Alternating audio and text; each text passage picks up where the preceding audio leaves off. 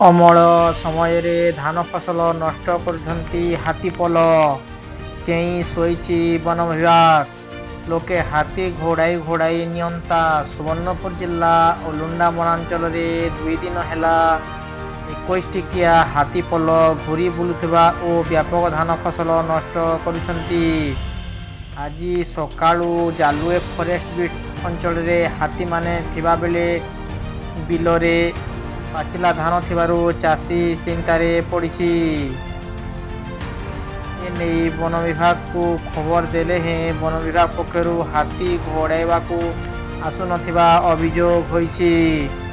ଫଳରେ ବାଧ୍ୟ ହୋଇ ଚାଷୀମାନେ ଜୀବନକୁ ବାଜି ଲଗାଇ ହାତୀକୁ ଘଉଡ଼ାଇବା ପାଇଁ ଚେଷ୍ଟା କରୁଛନ୍ତି। ତେବେ କ୍ଷୟକ୍ଷତିର ଆକଳନ କରି ତୁରନ୍ତ ଚାଷୀଙ୍କୁ ସହାୟତା ପ୍ରଦାନ କରିବାକୁ ଦାବି ହୋଇଛି।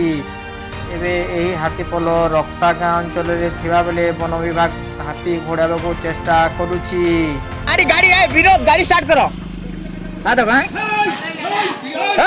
देख लो देखुछ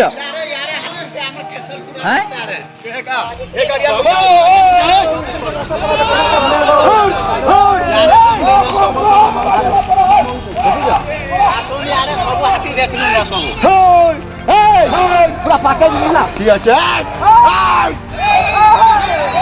गाड़ी आगे बढ़ो गाड़ी आगे बढ़ो गाड़ी आगे बढ़ो